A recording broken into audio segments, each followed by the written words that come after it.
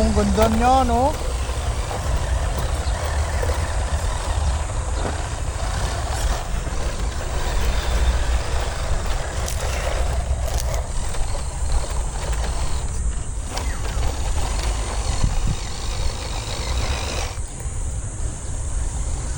Ilang body niya nakakahinayang i-trail eh. Oo, kasi baka gas-gas eh. Wag, hindi, okay lang sa trail, wag lang mga crawling, rock crawling talagang hardcore kasi kawawa eh.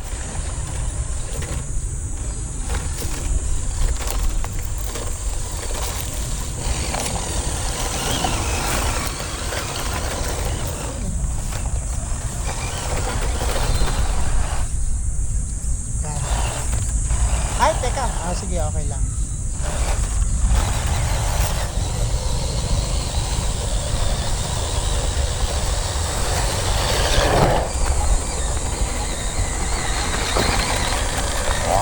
Kaya na! Kaya ron, oh! Sige. Wow! Tagabal din yung bumper niya kasi. Oh, wala. Scale. Muna kami.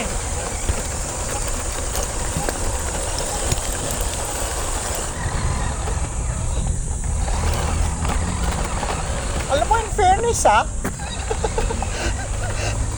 akala ko mababala ako siya all the time. Hindi naman. Lahat din yung low speed niya. Oh, actually. Tsaka kahit pa paano yan, maganda yung articulation niya eh. Dito, may drag brake ba siya? Meron. May drag brake oh. Ayan. Bante natin. Yan, meron oh. Tumitigil talaga siya. Okay, so meron siyang drag brake at pa. Sige, abante mo pa. Ayan oh, tumitigil oh. Parang masyado mahina yung steering, ano?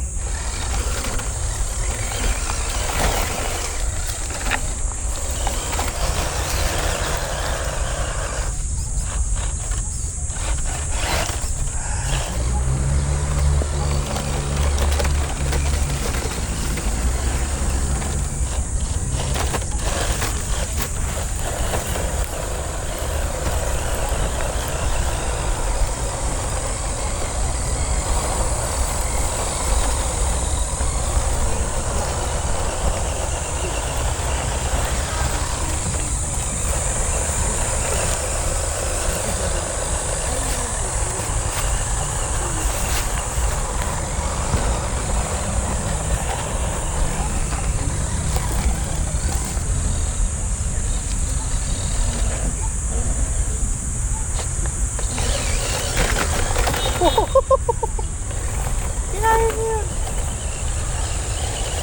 Oh.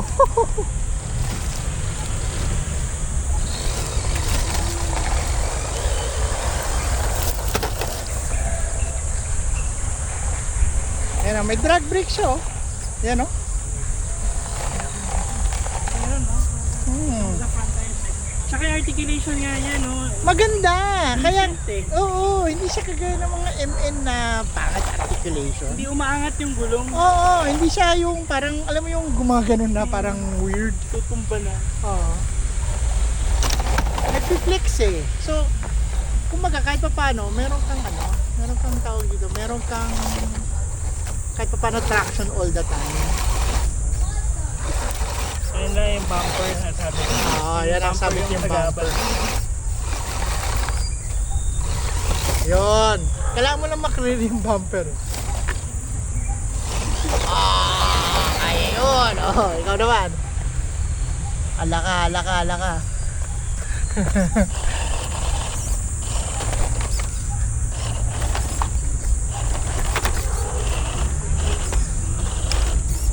Trust. Yan, very good. Yan, okay lang. Yan. No! Ay, sumabit. Ito mo. Yun! Galing. Oh, di ba? Pine cone. San ka po?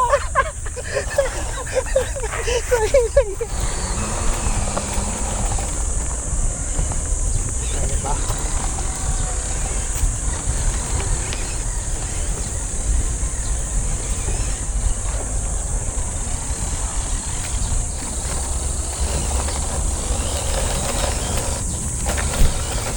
effectiveness niya parang sasabit lagi, di ba? For its price point, Oo. dagdag ka lang ng konti sa M.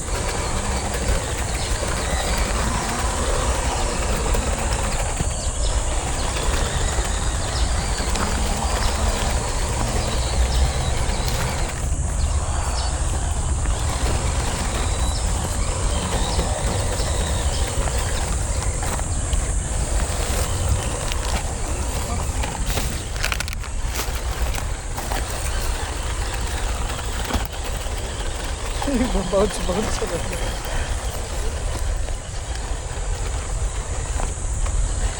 Overtime yung suspension niya eh.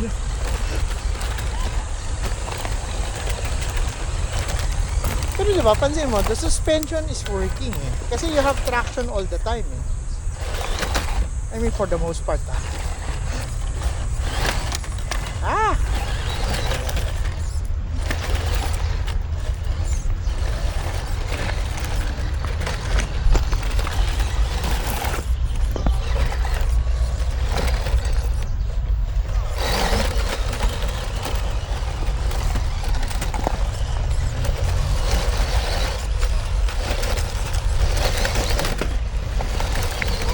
Ulit, grabe.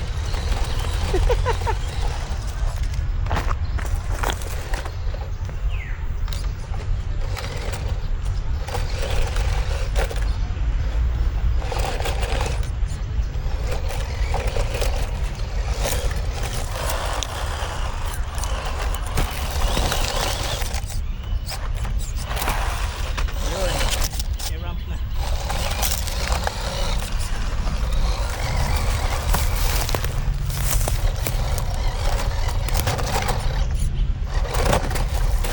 Wow!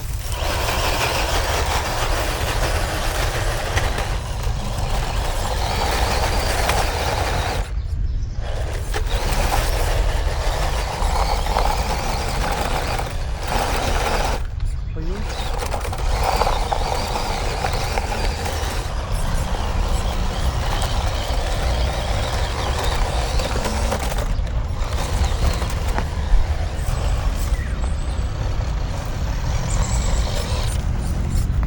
Lalim-lalim ko. Oo nga.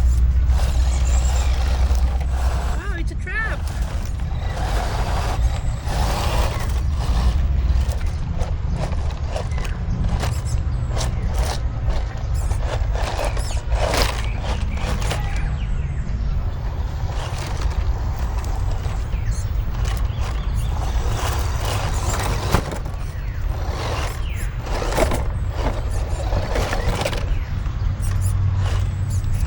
Traffic.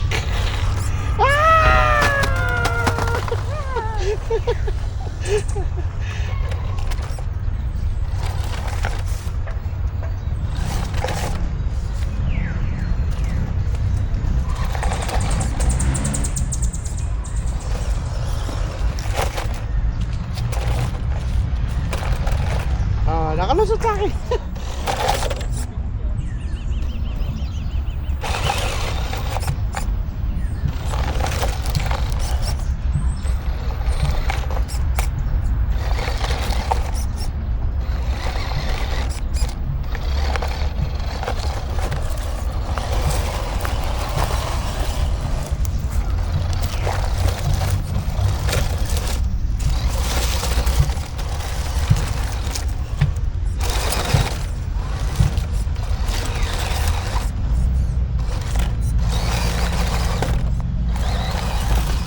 Wah, kaya.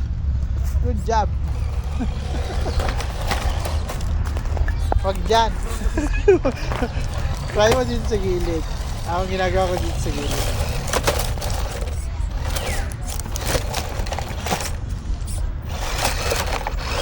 Yan o.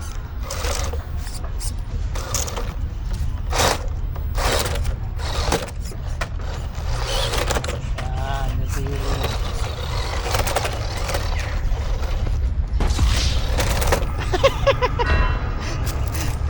Ano ba yun? Pinahiya mo naman ako. Kala ko okay ka sa gilid. Kala ko na-stuck na.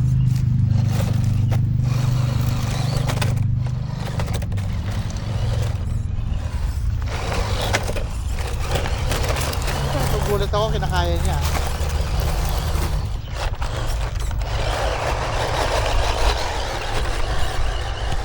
Oo, nakakit eh. Oh, nakakit to. Oh. Sige, go. Dahan lang. Yun lang. Sige, Ito. kaya yan. Stick to the wall. Oh, wa.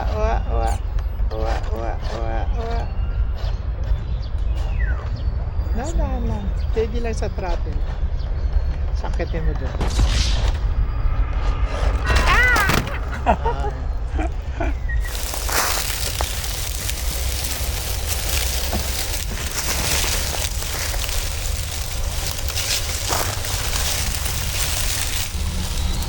Up, teka, may kahoy. May Gilid kahoy. ko siya. Ha? May wall.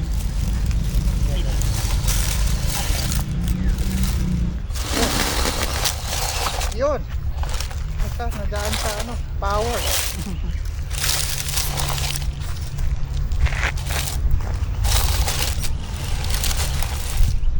Kapit todo. Yun. Teka. Kumalikot ako. Para may angle ako. Yun. Wow, galing. Ikaw, ganun din. Yan. Sige. Wala ka na talaga yung gulong mo. Ano? Baka hindi mo na-tighten. Thoughts on the SG Pinecone Forest 1010. So pareho kami naka 1010, kami ni Ronron. Actually, it's surprisingly very capable. I think most of it really boils down to yung articulation. Maganda yung articulation niya despite the fact na yung shocks niya is friction shocks lang, ano. Maganda yung kanyang articulation. So dahil dun, hindi siya basta-basta na out of balance. Obviously mabigat yung kanyang body kasi hard body. Kailangan yung take into consideration yon. So sa mga side hill, medyo hirap talaga siya. Pero sa mga akyatan, surprisingly, malakas yung stock motor eh, di ba?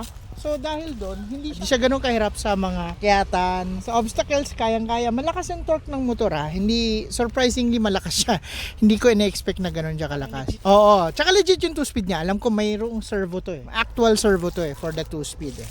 So, and then may drag brake siya. Although, obviously, kailangan yung isipin din na magaan relatively yung sasakyan. Sa steering, medyo mahina yung kanyang steering. Nakasagad na ako sa dual rate eh.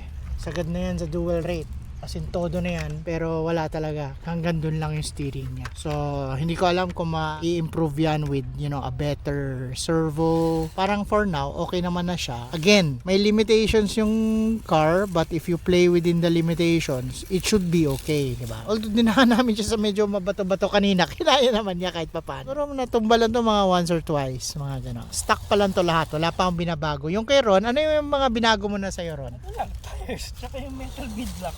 Naka metal beadlocks na to. Ako meron na rin akong gulong para sa akin.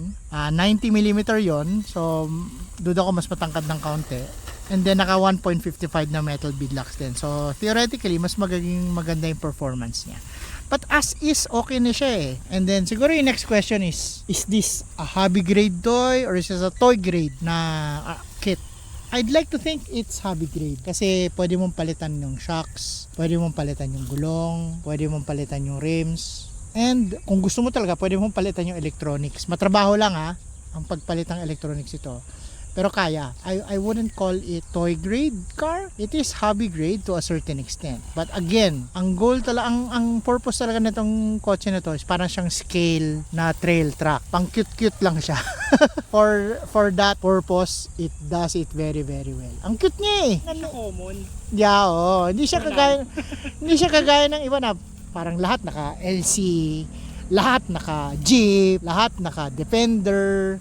Ito Land Rover to, pero lumang klaseng Land Rover. So, and then very rare yung ganitong body style. So, I guess that's it guys. May mga upgrade tayo dito sa atin, and then we'll, you know, do another run later on. So, subaybayan nyo na lang yun. So, for now, thank you. Please like and subscribe, and see you in the next vlog. Bye-bye!